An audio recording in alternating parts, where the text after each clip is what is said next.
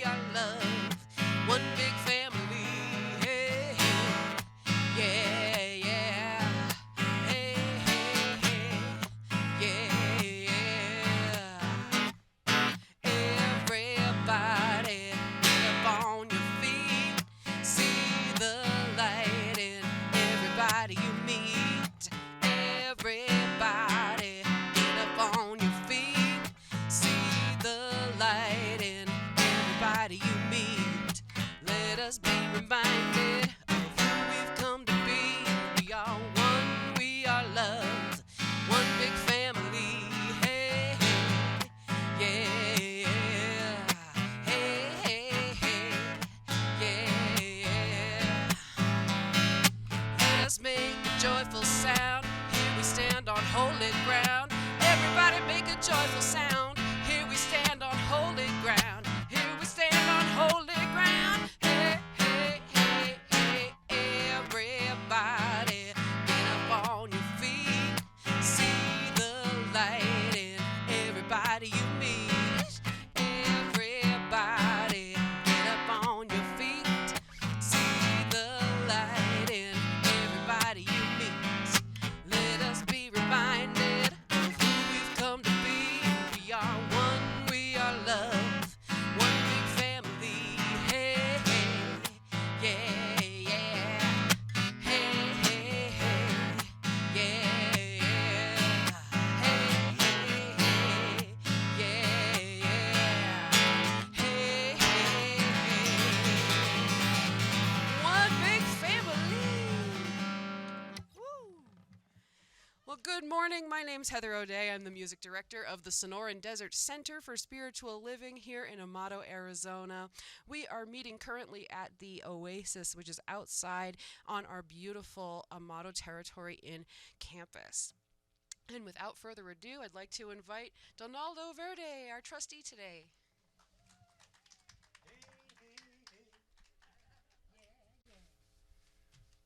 Well, are you all getting comfortable here underneath these trees every Sunday? Because we're going to change things up. But we'll get to that later. Okay. Well, as you know, my name is Don Green, and on behalf of Reverend Donna Maurer and the Board of Trustees, it's my distinct pleasure to welcome you to the Sonoran Desert Center for Spiritual Living. Whoever you are and wherever you are in your spiritual path, here you'll be validated, supported, and encouraged to be all that you are meant to be. Our vision statement is love in action, every day and every way. And we express this by living the Declaration of Principles. And you will find them on the back of your bulletin, so if you would follow along with me, I would appreciate that. I believe there is an infinite intelligence operating throughout the universe. I believe this intelligent power is only good. I believe this intelligence expresses as me.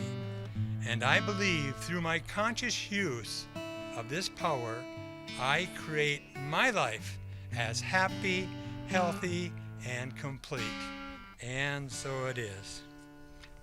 If this is your first time here, we appreciate your interest and welcome you. Do we have anyone here for the first time? Nobody? Second, third? Okay. We want to thank those who have helped make this service such a special occasion. First of all, we'd like to thank those who helped set up. I believe that was Bruce, Wanda, Susan. Did I miss anybody? John Lopez? Gray? I'm going to get to Gray. We'd like to thank Gray for doing our video. We'd like to thank Heather, our music director. We'd like to thank our practitioners and our Reverend Donna and all of those in attendance today. So, we have some announcements inside your bulletin. The first one is a very important one because we are going home. That's right, beginning next Sunday, May the 2nd, we're going back into our chapel, the Center for Spiritual Living. Yes. We will still request masks and social distancing will still be in place. Air conditioning will be on, so we will not cook in there. And so pretty much we're looking forward to that. I hope you're all looking forward to it too. I didn't get any applause there, so I'm not so certain. By the way, in case you're curious on how we made that decision, first of all, there was ballots last week where you could indicate whether you were interested or not. The vast majority, almost everybody, said yes, they were interested in going back to the chapel. And then, of course, it came to the Board of Trustees last Wednesday, and we unanimously agreed that we wanted to go back into the chapel. So, second thing is Ulala is looking for volunteers. And if you're interested in having a good time and getting discounts on clothing and meeting some really good people, you can either call Noma or you can get a hold of Wanda. Raise your hand, Wanda. Thank you.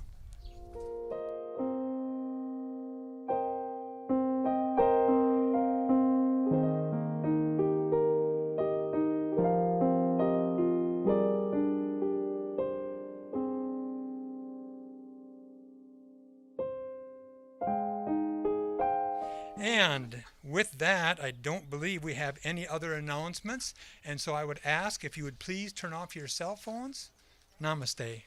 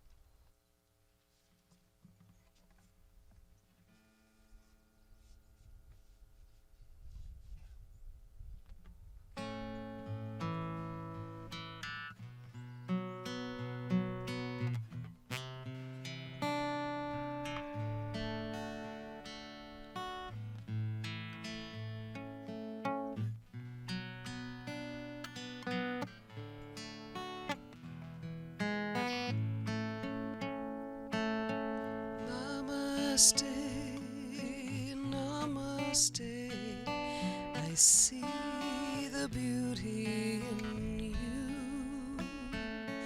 Namaste, namaste, I see the beauty in you.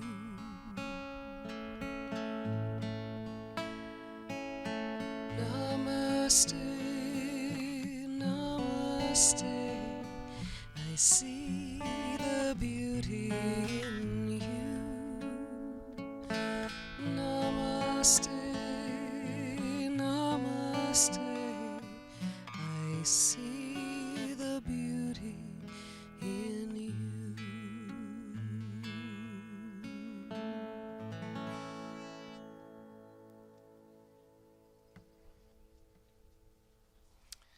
Good morning. My name is Louise, and I am your practitioner today. So I'd like you all just to get centered, close your eyes if you're comfortable, and just know with me that there is one power, one presence, one light, one truth in the universe, and that is God. God is all there is. And I know that each of us is a part of this God, of this light, this presence, this power.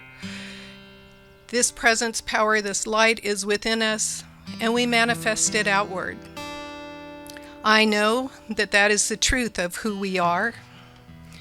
And I also would like to say thank you today for those who have shared their stories, for those who listened and supported with open hearts. I know this service today is very blessed, that each and every one of us is divinely appointed to be here, and those that can't be are here in spirit. And I know there are blessings for each and every one of us here today. There are blessings for Reverend Donna, whose words lovingly support us, inspire us.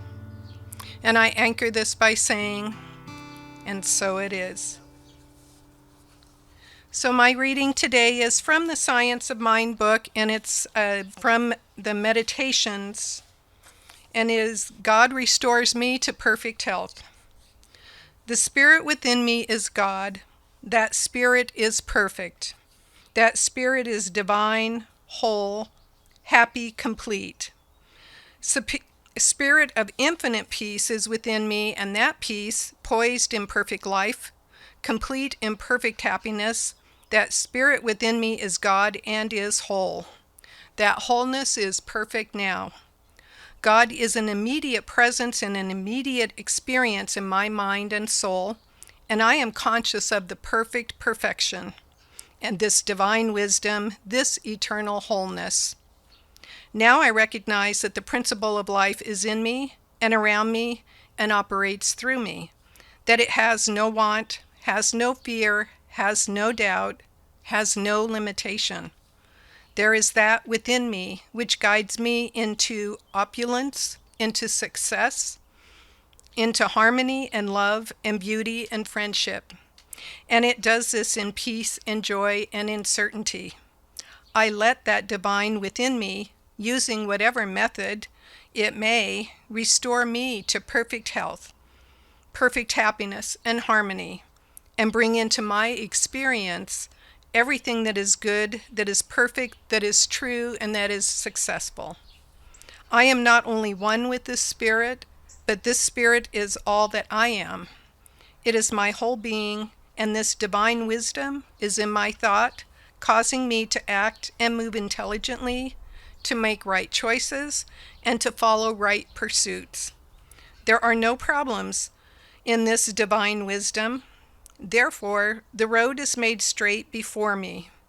Every obstacle is removed, and I am led, irresistibly led, to the absolute certain goal of good, of accomplishment, of success. God restores me to my perfect health. Namaste.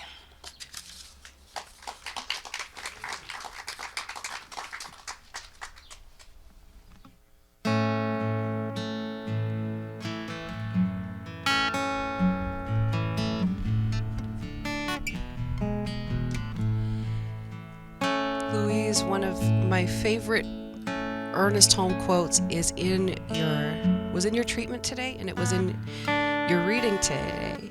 So I have to do the song. Peace, infinite peace, is at the center of my being. Peace, infinite peace, is at the center of my being. Peace, peace, peace, peace, peace, peace, infinite peace.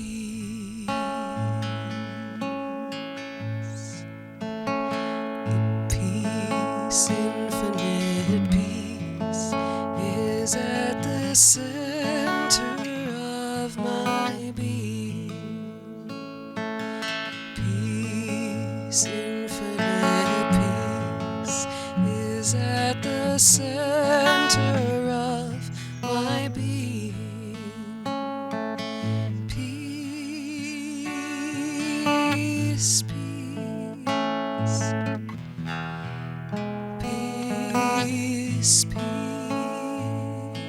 peace,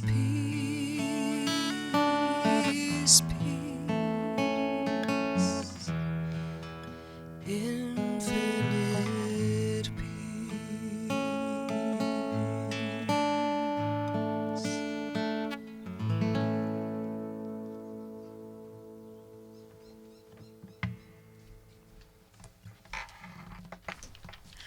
Good morning. That was beautiful. Thank you. Well, our theme for this month has been entering the story, and our topic for the last 3 weeks has been tending our stories, part 1 and 2, and today part 3. And then I would like to close out this portion with the story of us, of our center as you and as me. But before we begin, Craig's going to start, and then Craig Colbix, Melinda Much, and Ruth Bennett are our storytellers this morning. So we'll start with Craig, but I want to read a story that Sherry Hartvig handed me as I got out of the car this morning. She said, if you have time for this story, but it was very sweet because she said it was shared with her when she was feeling inadequate at practicing a sport that she enjoyed. She said, this story helped give me lasting perspective as to why I practice and play. Now when I feel frustrated about my performance, my self-talk is much different. I kindly remind myself to enjoy the journey of practice and play without producing the ever-escalating perfect result I am trying to achieve. Now I joyfully appreciate the fact that practice and play keep me and my life more interesting. When I was 15, I spent a month working on an archaeological dig. I was talking to one of the archaeologists one day during our lunch break, and he asked those kinds of get-to-know-you questions you ask young people. Do you play sports? What's your favorite subject? I told him, no, I don't play sports. I do theater. I'm in choir. I play the violin and piano. I used to take art classes, and he went, wow, that's amazing. And I said, oh, no, but I'm not good at any of them.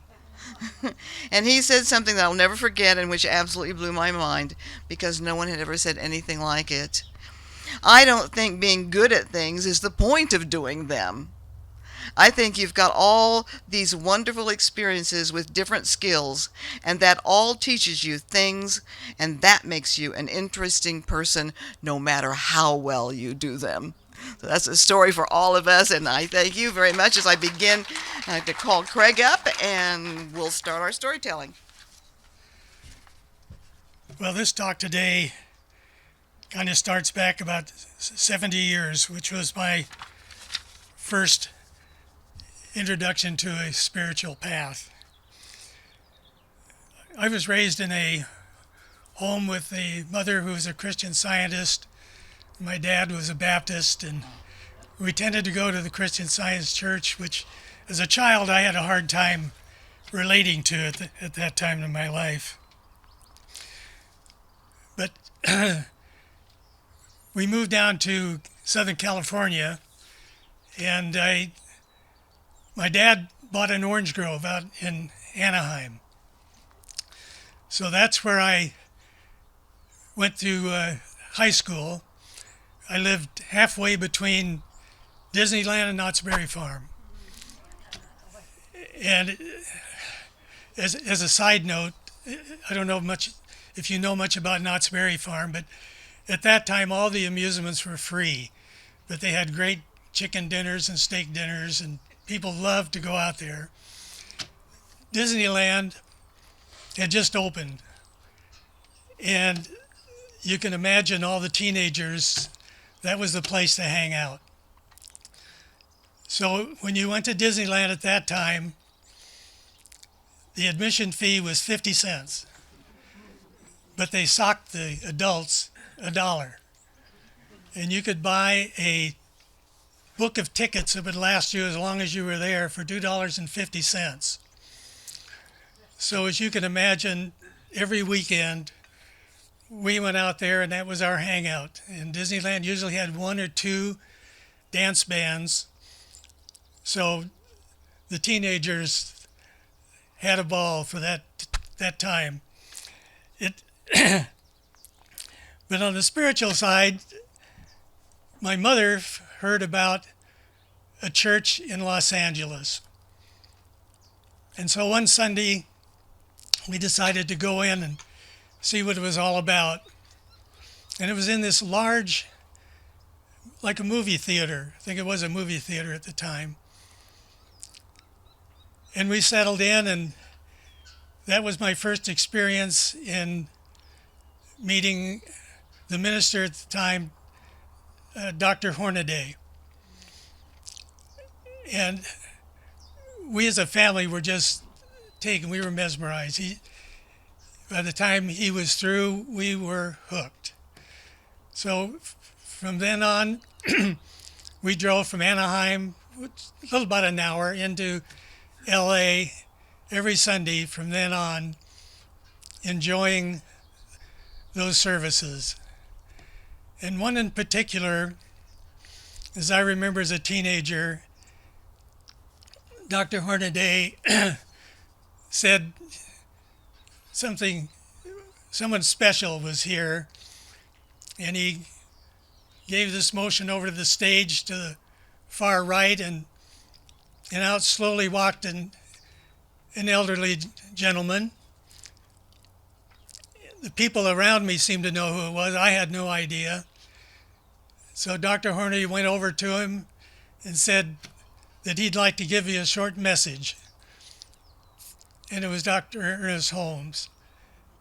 And he gave a very short greeting to the congregation, and everybody was just, thrilled at that. When we left, we had no significance at the time. I didn't as a child, knowing who that was, but I certainly do now. It was an experience I'll, never forget. But the seed for my spiritual journey was planted in that church. So, like I said, over time, we'd go from Anaheim into L.A. But shortly after that, I went into the military, spent 4 years, 3 of them over in Germany, and not a lot of nurturing went on during that period of time. After I was discharged, I came back to Anaheim, and at that point in my life, I was ready to get married, and met a girl I'd met up in Utah on a trip with a friend. We were married, and as part of that ceremony, and prior to that, I had to join her church. And as a young man in love, I said, okay, and I did this. But over time, I became an elder and got active, and more ran into problems of conflict with my personal beliefs, and I was uncomfortable. And that started my period of what I call kind of dormancy. The path just kind of went dark. And I kind of related to hearing about roaming the desert for many, many years. And that for me was about a 30-year period. It was not a very happy time in my life. At the end of that, my boys, we had 2 boys at the time, were grown. They left the home. They were married. And I finally decided that the single life was the best move for me, and I moved to Vancouver, Washington. And while I was there, I heard about a church about not quite an hour away in Wilsonville, California. Excuse me. It was called the Living Enrichment Center. The minister was Mary Mannon Morrissey. And at the time, I decided to check it out. I went into that first service, and it was the change that I needed in my life. She spoke to me personally. I just felt every word was meant for me. After every service, I'd run up to the bookstore and buy a tape of that because I didn't want to lose any of the things that I'd heard. And I did that every week, week after week. And Mary had a lot of friends that would come to visit the church. So I not only had the nourishment from those, but her guests would come from all over. Michael Beckwith would come from L.A. Ricky Byer Beckwith, his wife, would come many times and sing for us. We also were visited by an author by the name of, it was Alan Cohen. You got it. Alan Cohen would come, and he wrote the books for Chicken Soup for the Soul and other church-related books, very enlightening. Also, after that, Marianne Williamson came. At that time, she was a minister of a Unity church. Then came Wayne Dyer. Each time, just gaining more faith in this path I was on. And after that, Deepak Chopra came. All these people added to that desire to continue on this path I was on. Also at that church was our youth minister, was a man by the name of David Alexander. And you might know him from some of the articles in the magazine. But he started a church that was a little closer to my home, and so I joined that church. Of course, David was there for a number of years, and I enjoyed his services, but he got a chance to go to be the minister down in Atlanta, Georgia. So at that time, he was replaced by a minister from the Mile High Church, and I followed her for some time. During this period of time, I was snowbirding down to Arizona. So first in Yuma, trying to find that same kind of connection with the church. In the meantime, I'd have friends over, and we would view all the videos that I had of Mary Manor Morrissey's talks. So that kept me going. And then I found Green Valley.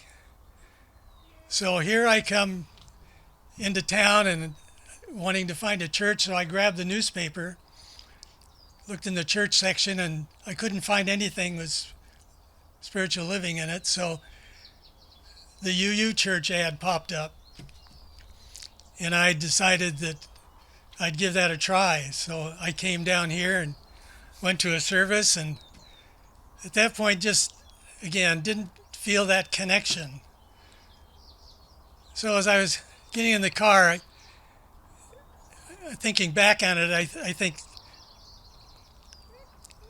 there's no choices, there's no coincidences, that's what it is. There's no coincidences. And also the same thing with people who say they were just looking for a sign, and so here I am driving out, spinning a U, and halfway through my U-turn, Spiritual Living Center. And so I said, that's the biggest sign I could hope for. So the next Sunday, I came down and sat in, and Donna spoke, and I just felt that connection, like she was something special. And it was only later that I realized she had some of the same beginnings at the Founders Church and Dr. Hornaday. So it just all fit, it just came together.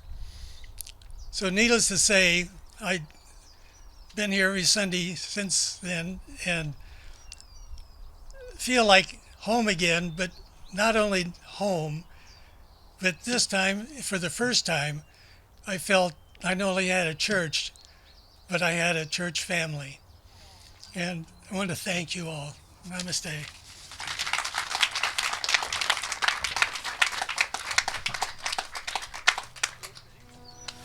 Good morning. That was quite a story. Wow, full circle. I love what Louise shared this morning. If you can remember, reflect on what she said, because it's like the understory of my story. My story is about trusting the universe. In December 2004, Peter and I moved to Green Valley and purchased the house we live in now. We still owned our home in Snohomish. I had actually lived there for 20 years. The location was fabulous. However, it was just a plain old rambler. It was on the river, so it was kind of nice. Close to a big freeway, that was kind of nice. And we started thinking, about selling. And we noticed there were some issues in the neighborhood. They sprouted up without notice, like, the story about the frog in the pan, and he's just as happy as can be until you put the pan on the stove. It's like that. So next door was a junkyard. It had been there for a long time. The junk just kept piling up. A homeless man lived in the back, right on the other side of my fence. Every morning we could smell the coffee he brewed over the fire. And across the ravine, kind of in the back, there lived an old man who would rampage and scream and just crazy. And his son would go out and get roofing material, and people would pay him to haul it off. And he would come and dump it in his dad's backyard. Well, it had been there so long that one day it started a great big fire. And also across the street, right? Luckily, my house was a little ways away from the street. But across the street were 3 old dilapidated rentals. And then right next door was a really old house. But I don't know. I just didn't worry about it. I didn't let it bother me. And we even had several garage sales to get rid of my stuff. And people would say, "How can you stand that junkyard next door?" And honestly, I didn't see it, because I didn't drive past my own driveway, and I had an 8-foot cedar fence. So Peter and I did hire some people to help us, and we worked in the garden, in the yard. It was a huge yard, for like 3 weeks, fixing up the yard and painting the fence. And I had a big shop, so we cleaned that out. When we left, we set the intention of selling the house with love and appreciation, hoping for the best. During our winter stay in Arizona, we heard about torrential rains in Snohomish. We returned to find out that the old railroad culvert had filled up with debris and blown out due to all the water pressure. A beautiful park had been created in our ravine, making a beautiful feature and easy access to the steps that Peter had previously built. It really made a big difference. The neighbor next door cleared off all of his junk, and he sold his property to a young couple who decided to build a brand new home. The old man across the ravine was evicted, and his lot got cleared out by the city. A new modular home went in. At the same time, I don't know why, but the rental owners across the street decided to upgrade their property. We interviewed several realtors and finally found a woman that we were comfortable with. Peter had to return to Arizona, so I negotiated with Karen. I told her I would give her 30 days and pay her 4%. She accepted reluctantly. Peter thought I was crazy. She called me and asked me if we'd be willing to do some upgrades. She wanted to change doorknobs and change light fixtures and paint and put the baseboards in, and I started to resist. And I remember that moment on the phone. I said, "Let go, Melinda, let go." I said, "Okay, here's the deal. I'll give you $2,000. You do whatever you want." When we returned to Snohomish and saw the house, we were amazed. It looked really good. I was a little anxious and consulted with a friend who advised me to visualize who would buy the house and live in our home. I said, "I want to see a young family with kids." On day 30, we got the phone call. The house sold for full asking price to a young family with 3 kids. 3 months before the market crash. The universe conspired to aid to our success. Thank you. Good morning, and surprise, I'm here again.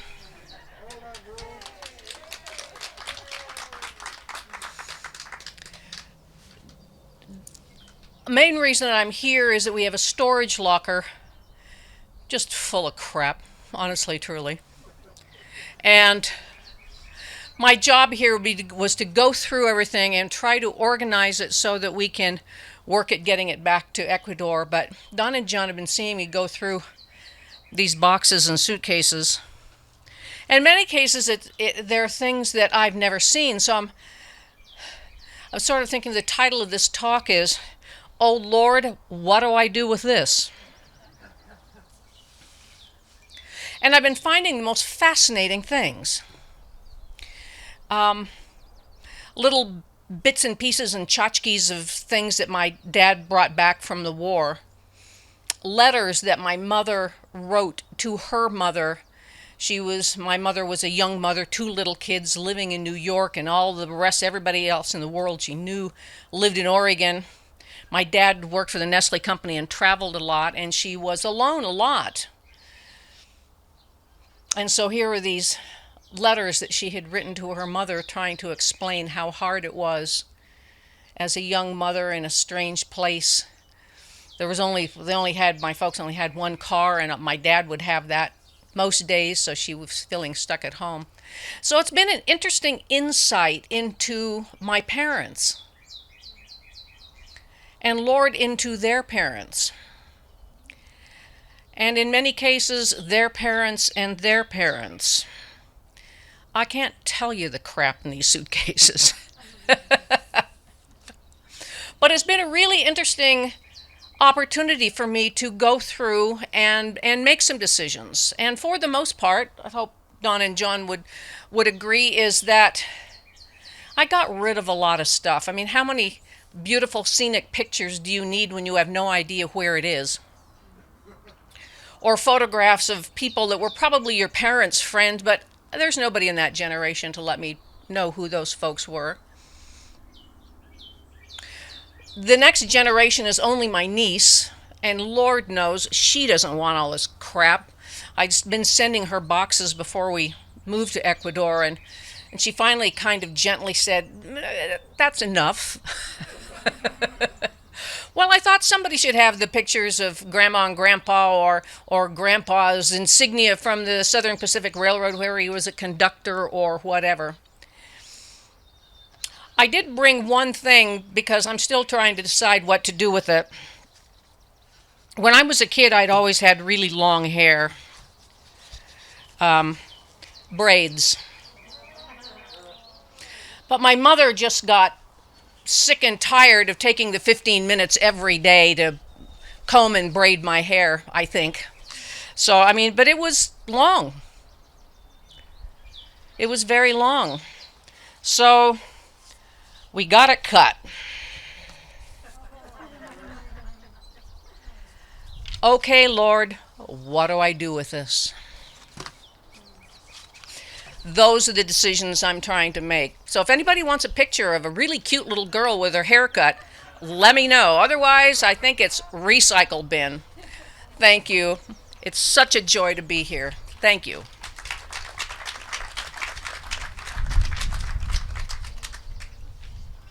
So I want to thank Craig and Melinda and Ruth for their stories, and to everybody for the last 3 weeks who have added to the story of us.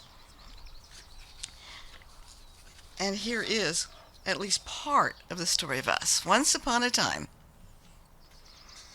there was a small study group that was meeting at the Best Western Motel in Green Valley.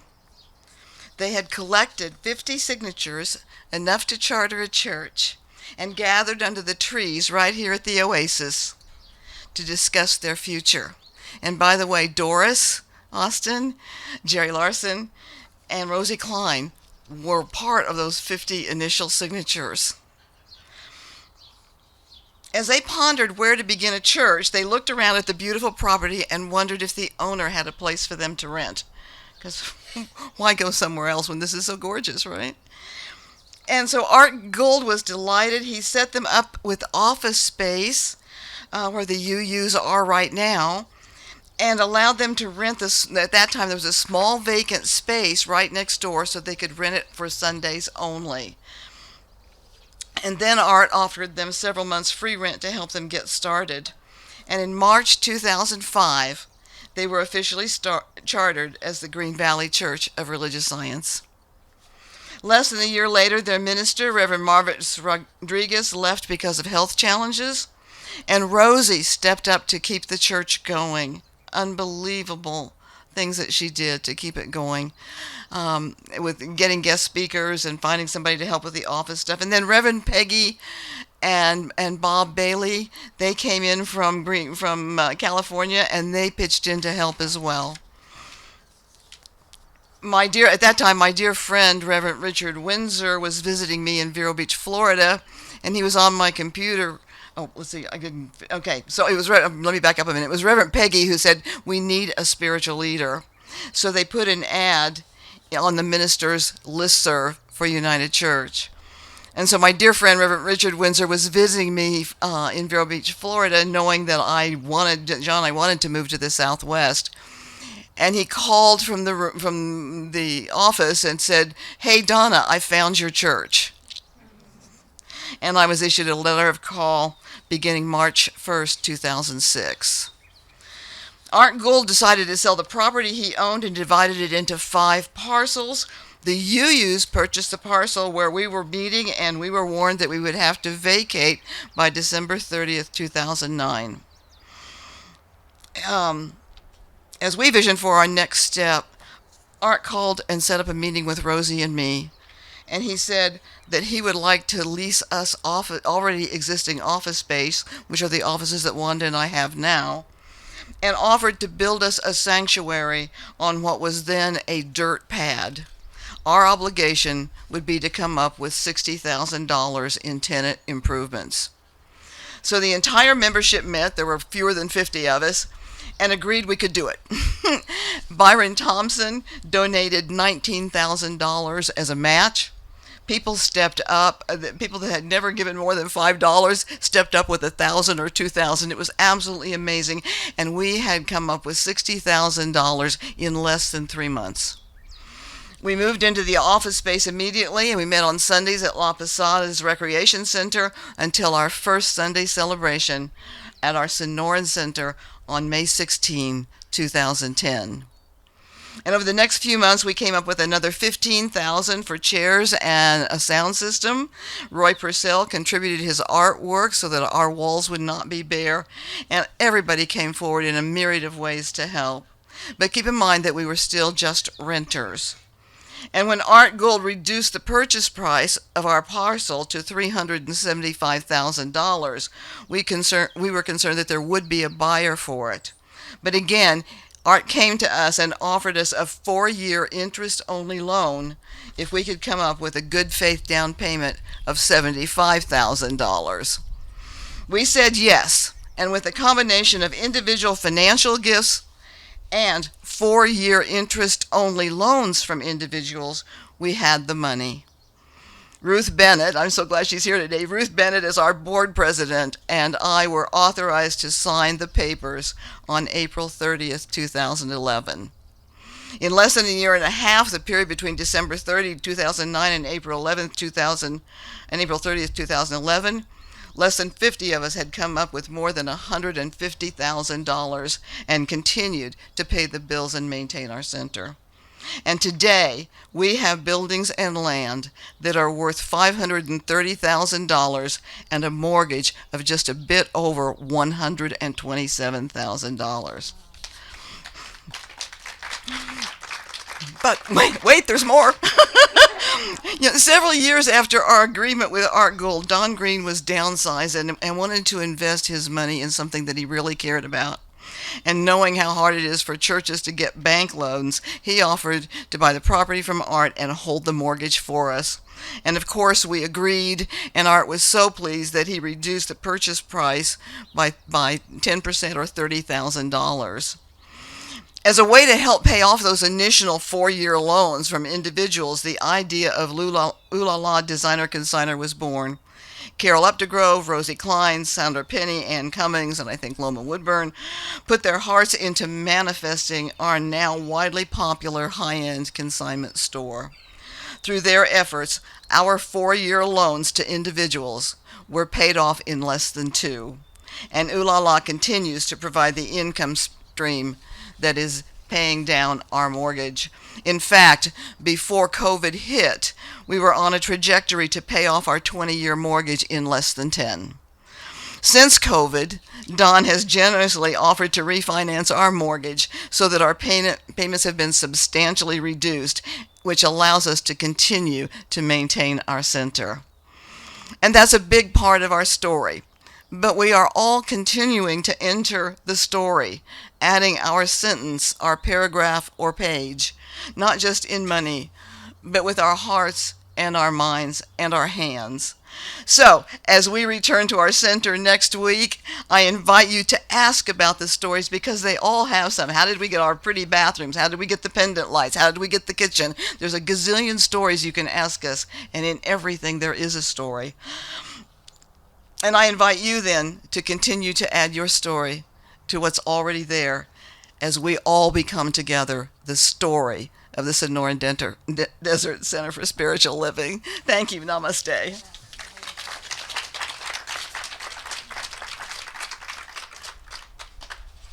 So, last week I offered you a song that showed up in another one of those songs that showed up in the car on the way down here.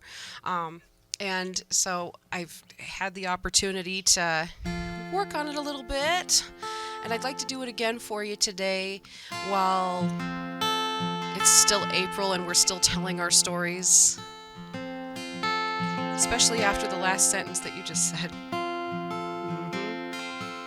So here's Blossom and Grow.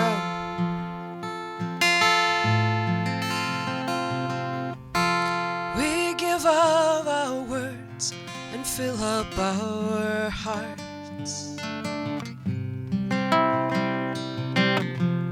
We share from our lives and show that we're so much more than the sum of our parts. The stories we tend connect end to end, like the rinds of a garden we hold.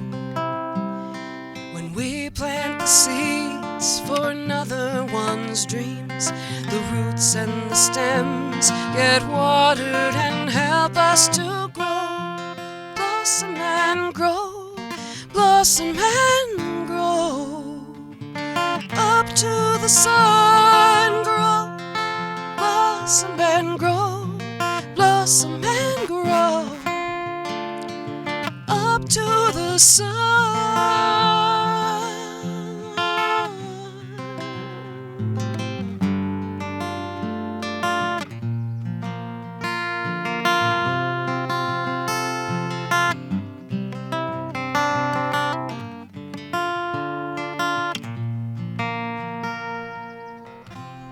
The courage to speak, the wisdom to hear,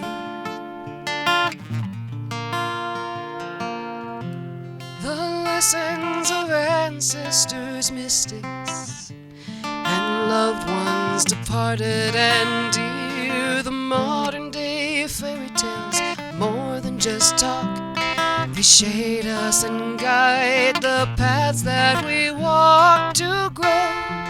Blossom and grow, blossom and grow, up Up to the sun, grow, blossom and grow, blossom and grow. Up to the sun, grow, blossom and grow, blossom and grow. Up to the sun,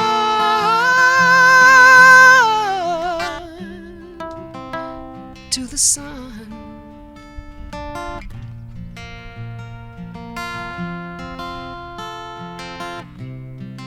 Blossom and grow up to the sun.